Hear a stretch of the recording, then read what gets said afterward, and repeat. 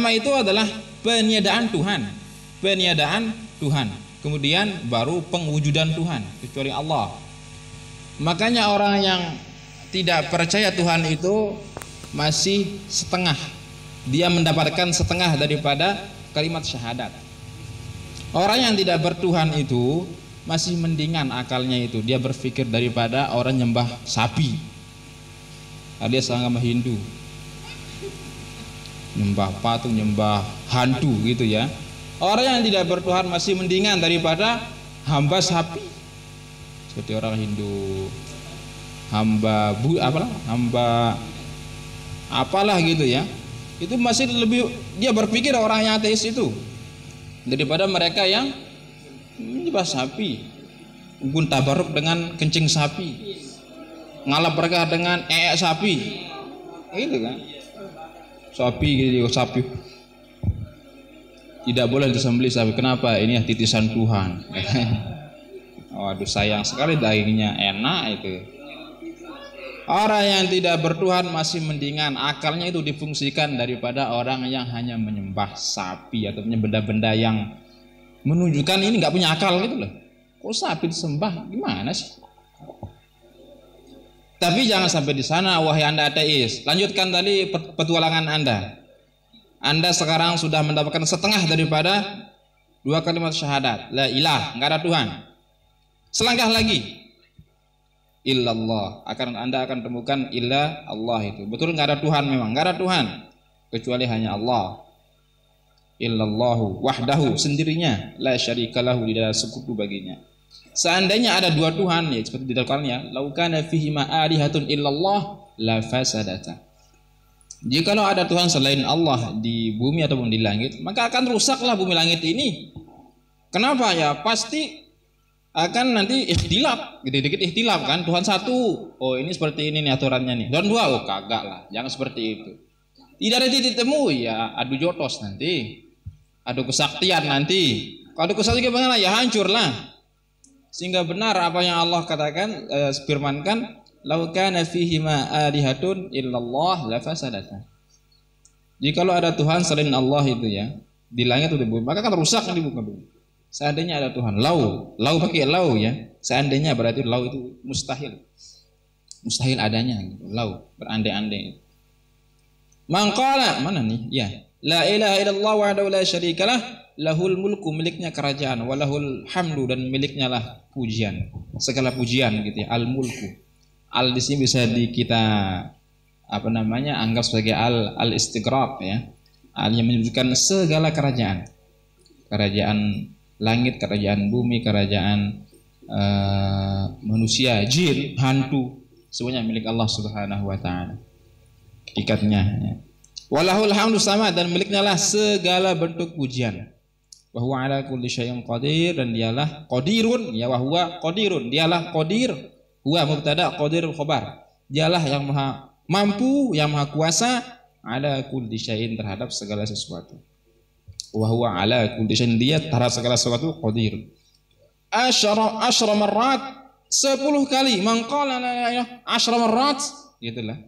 Siapa saja yang mengucapkan la ilaha illallah wahdahu la syarika lah, lahul mulku wa lahul hamdu yuhyi wa yumiitu wa ala kulli syai'in qadir, 10 marrat, 10 kali, kana, maka dia itu kaman, seperti orang yang a'taqa, man simasul ya, seperti orang yang a'taqa, memerdekakan arba'ata anfusin, 4 jiwa. Anfus ya jamak dari nafsun. Nafsun yang mana jiwa, jiwa ruh.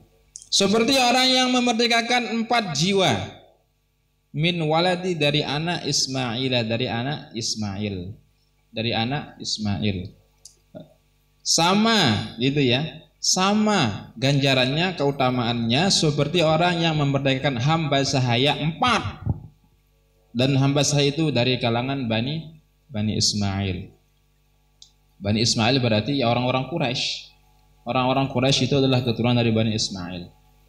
Ismail tidak termasuk orang Yahudi karena mereka keturunan dari Ishak gitu ya. Di sini disebutkan Bani Ismail, di ta'liqnya itu ya, khussa, kata dikhususkan. Waladu Ismail, anak dari Nabi Ismail alaihissalam, bizikri, dengan penyebutan yang tadi, Li'annahum, karena sungguhnya mereka asyrafu min sabiyyin. Mereka adalah hamba sahaya dari kalangan Bani Ismail, itu adalah asyraf, hamba sahaya yang lebih mulia.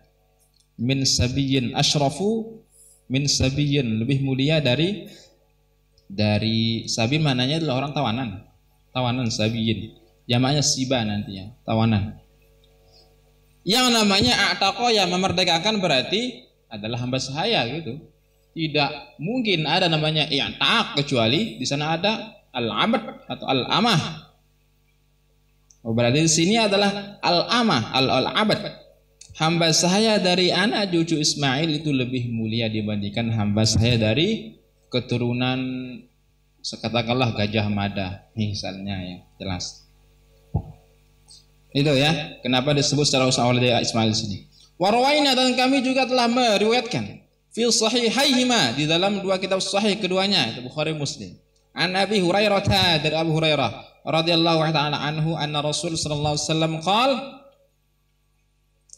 man qala, siapa saja yang membaca, yang berkata, yang membaca di sini, la ilaha illallah wahdahu la syarika la lahul mulku wa lahul hamdu wa huwa ala kulli syai'in qadir, fi yaumin, dalam satu hari, mi'ata marratin, 100 kali, kanat lahu, maka dia ya, kalimat yang tadi ya, dia kalimat yang tadi, lahu, bagi dia, bagi orang yang mengucapkan lahu, man, artinya orang yang membaca tadi, lahu au liman, kata.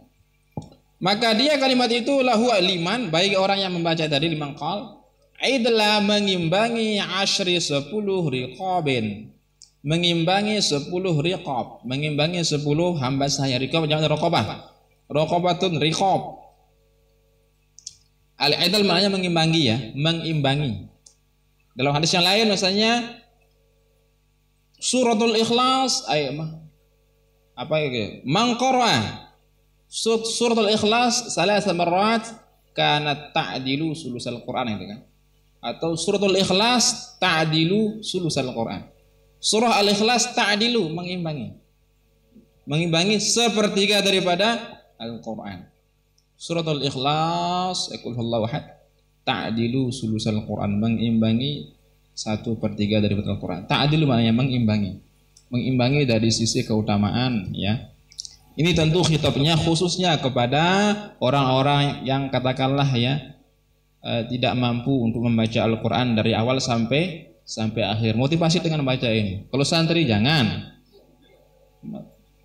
Walaupun dibaca iya maksudnya. Tetap dibaca sih maksudnya jangan hanya ini dibaca kemudian gitu ya. Adapun orang awam tidak pandai membaca Al-Quran dari awal sampai akhir, hanya baca ini, bagus, mantap.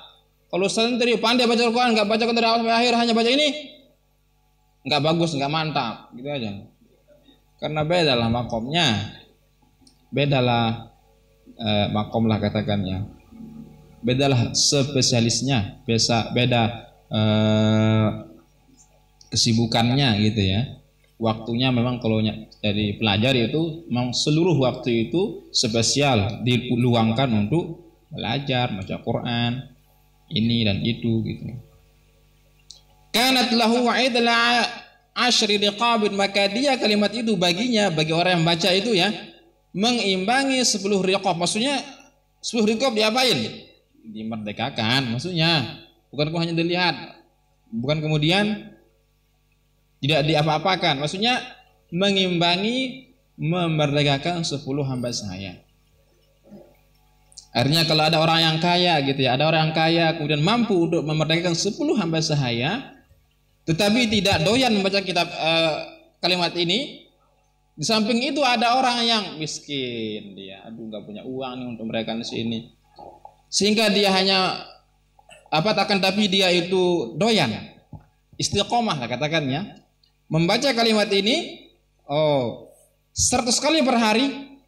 Nah, maka keutamaan si miskin ini, orang yang nggak punya banyak uang ini, membaca 100 kali dari ini mengimbangi daripada pahala orang yang kaya tadi yang memerdekakan 10 hamba sahaya. Jangan dibalik kemudian ya, jangan dibalik.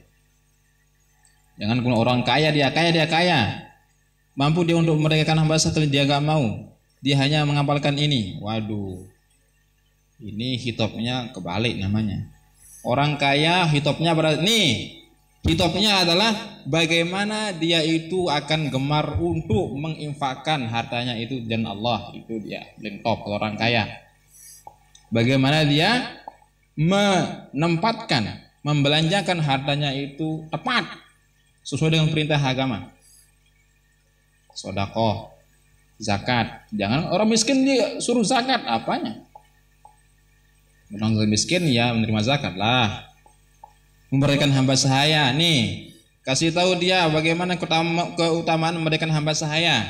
Dia kaya nih, wajar, tepat sasarannya. Itu namanya ya. Itu kan diantara seni dalam berkomunikasi. Siapa yang lawan bicara? Nah itu sesuaikan.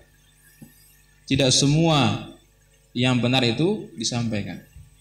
Lihat siapa lawan bicara Anda. Wa kudimat dan ditulis, dicatat lahu miliknya mi'atu hasanatin, masyaallah 100 kebaikan.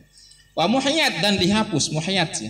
Muhiyat dihapusnya. Kalau di Al-Qur'an yamhaqul, kalau itu beda. Di yamhullahu ma yasha'u isbit. Yamhullahu ma yasha'u isbit. Yamhullah, Allah menghapus ma yasha'u, apa yang dia kehendaki, wa isbit, dan menetapkan. Kalau di wirid yang kita baca itu adalah ya Rabbana wa'fu 'anna wamhul ladzi kana minna. Itu filamarnya kalau itu ya. Maha yamhu umhu. Ya Rabbana wa'fu 'anna wamhul ladzi kana minna. Ya Rabbana wa'fu 'anna, wahai Tuhan kami, wa'fu 'anna, ampuni kami, wamhu, dan hapus. Wamhu amar dari maha yamhu umhu. Wamhul ladzi kana, dan hapuslah apa yang ada dari kami yang berbuat dosa tentunya ya. Masa kebaikan dihapus, nanti bangkrut. Muhiyat dan dihapus anhu darinya mi'atu sayatin, 100 keburukan, masya Allah. Wa kanat lahu, dan sungguhnya dia kalimatul lahu kepada dia, nih orang yang baca itu, hirzan, yaitu menjaga, penjaga gitu ya. Hirzan, haraza, menjaga. Hifdhan, penjagaan minasyaitan, dari syaitan, yaumahu, di harinya itu. Yaumahu zalika, harinya itu ketika dia membaca itu. Hatta yumsiya, sehingga tiba waktu sore. Hatta yumsiya, sehingga tiba waktu sore. Oh, berarti dia membaca itu di waktu pagi. Sehingga tiba waktu sore. Kemudian walam yati harun bi afdala mimma jaa bihi. Walam yati ahadun, dan tidak ada seorang pun yang datang. Berarti dia ini orang yang baca tadi 100 kali itu berarti orang yang nomor 1 nih, enggak ada duanya. Tidak ada yang akan datang seorang pun bi afdala, yang lebih utama. Bi afdala, yang lebih utama, mimma jaa bihi, dari apa yang dia bawa. Jaa datang, bihi dengannya, membawa maknanya. Jaa datang dengannya, membawa. Dari apa yang dia bawa, maksudnya adalah tidak ada seorang pun yang memiliki bawaan yang lebih utama dari dia nih orang nih. Berarti dia memiliki, katakanlah seolah-olah ya tadi, dia memiliki barang mewah. Tidak ada duanya. Dan tidak ada seorang pun yang dapat mengalahi dia nih orang. Illa, kecuali rajulun, seseorang laki-laki, orang laki-laki, bukan hanya laki-laki ya. Kecuali seorang amila, yang melaksanakan aktsara minhu, yang lebih banyak dari dia. Waduh. Kalau dia kan dia 100. Ini orang berapa? 100,5. Ini. Udah sedikit aja. Tapi tetap 1,5. 101 lah, 101. Beda tipis gitu kan. Berat tipis. Tapi kalau berat tipis tetap nih orang yang lebih banyak itu berarti lebih banyak, lebih mulia lah, lebih afdal dari apa yang dibawa itu. Lagi walamnya dia harum bi afdal majabih, tidak akan ada seorang pun yang membawa gitu ya, jaa bihi bi afdal, yang lebih utama dari apa yang dia bawa, orang yang baca tadi, kecuali laki-laki atau orang yang mengamalkan yang lebih banyak daripada yang dia baca itu. Kalau dia baca 100, ini orang baca berapa? 150. Berarti bawaan dia nih orang lebih banyak, lebih bagus. Stop. Wa qala man qala, juga boleh bersabda man qala, siapa yang membaca. Qala berkata ya, subhanallah bihamdi fil yaumi mi'ata marratin, dalam satu hari 100 kali. Hutot, arti hutot. Sama ya, hutot digugurkan, dihapus. Digugurkan hutotnya, dibatalkan. Hutot digugurkan. Hutot khotoyahu digugurkan, khotoyahu kesalahannya. Khotoya zaman dari khotiah ya. Khotiyatun khotiatani khotoya. Astaghfirullah rabbal baraya. Astaghfirullah minal khotoya. Apa artinya? Astaghfirullah, saya meminta ampun kepada Allah rabbal baraya. Apa itu baraya? Hah? Apa itu baraya? Enggak tahu baraya? Waduh. Baraya itu jamak dari bariyah. Apa itu bariyah? Khairul bariyah. Apa itu bariyah? Hah? Waduh, semua enggak ada yang mana ini? Udah contoh terangkan. Rasulullah disebut sebagai khairul bariyah, sebagai makhluk. Al bariyah maknanya makhluk. Rasulullah kan khairul bariyah. Kanzul Atiyah. Khairul bariyah sebaik-baik makhluk. Jamaknya baraya. Berarti Rabbal baraya Tuhannya makhluk-makhluk gitu ya. Tuhannya makhluk-makhluk. Baraya Rabbal baraya, Tuhannya makhluk, minal khotoya, dari kesalahan-kesalahan. Khotoya jamak dari khotiah. Khotiyatun khotoyahu. Hutot akan digugurkan, dihapus khotoyahu, kesalahan-kesalahannya. Wa in kana meskipun dia itu kesalahan-kesalahannya itu misla seperti zabat. Apa itu zabat? Seperti buih garing busa dalam kurung garis miring gitu. Misla zabat bahar, seperti buih al-bahar, buih lautan. Buih bahasa lomboknya kempok. Saya kempok. Kempok. Apa? Kowok ya.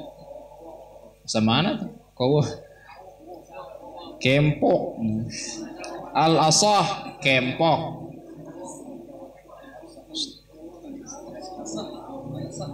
Ragwah itu ya. Kau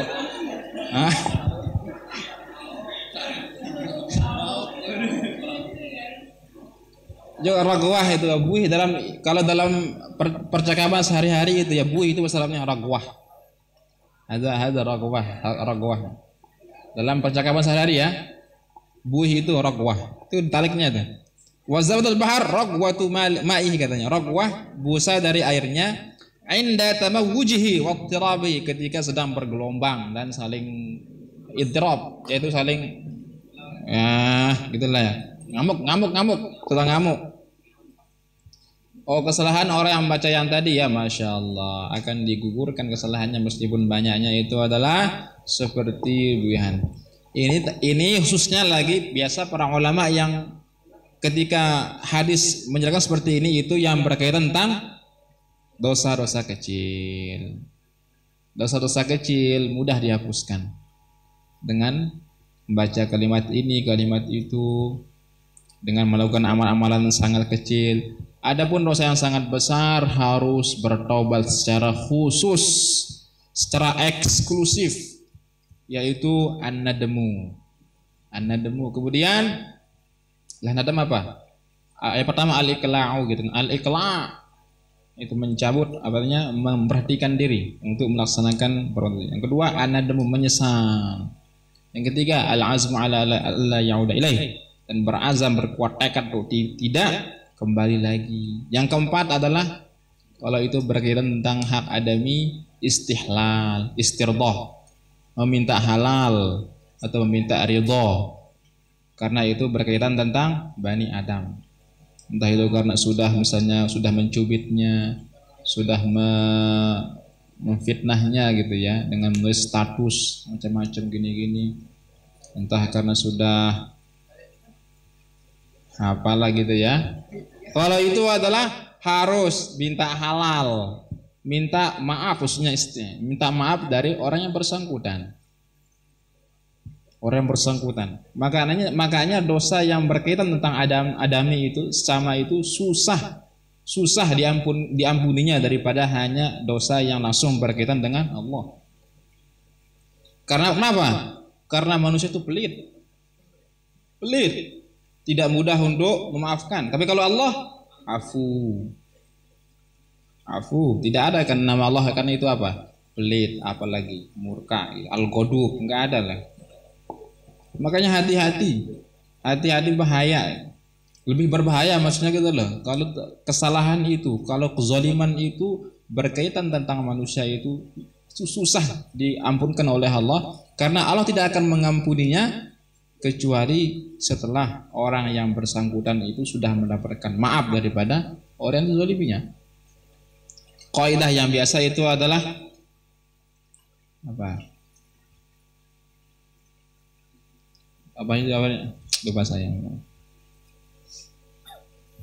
Mabniyun kalau mabniyun 'alal musamahah, apa awalnya itu? Hubungan dengan Allah apa hubungan? Sarafnya. Apa?